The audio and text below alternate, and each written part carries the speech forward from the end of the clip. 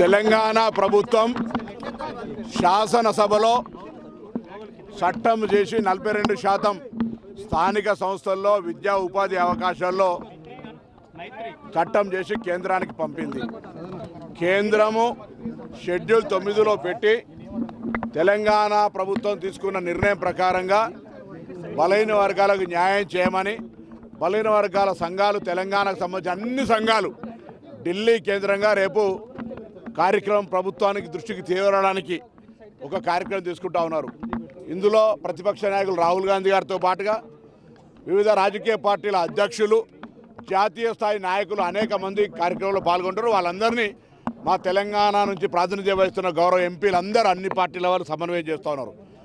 మేముగా గౌరవ తెలంగాణ పిసిసి అధ్యక్షులు మహేష్ కుమార్ గౌడ్ గారు, మంత్రి కొండా సురేఖ గారు, నేను, ప్రభుత్వ విప్పులు, ఎమ్మెల్యేలు అందరం కూడా ఢిల్లీకి వెళ్తూ ఉన్నాం.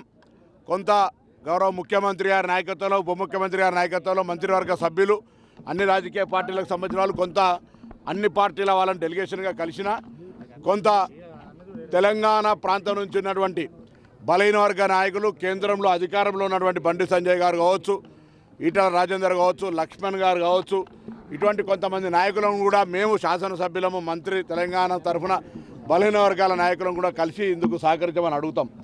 ఈరోజు ఒక చారిత్రాత్మకంగా దేశానికి నిర్దేశం ఇచ్చేటువంటి కార్యక్రమం తెలంగాణలో ప్రారంభమైంది.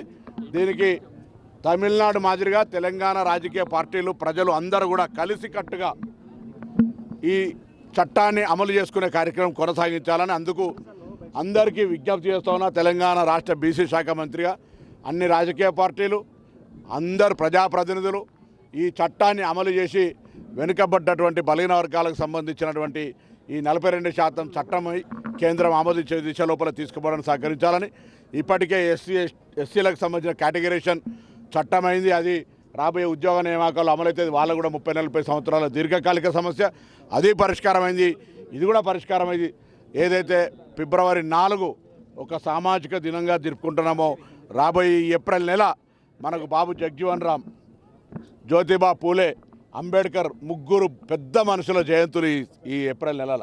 అటువంటి ఈ నెల సామాజిక ఉద్యమానికి, సామాజిక నిర్ణయానికి అంకురార్పణ జరగాలని ఆకాంక్షిస్తూ కేంద్రం కూడా సానుకూలంగా వ్యవహరించే విధంగా తెలంగాణ నుంచి ప్రాతినిధ్యం వహిస్తున్న మంత్రులు కానీ, నాయకులు కానీ, కేంద్రంలో ఉన్న వాళ్ళు ఇందుకు సహకరించాలని కోరుతా ఉన్నాం. అది ఈరోజు సమావేశం అవుతుంది, నేను మాట్లాడతాను.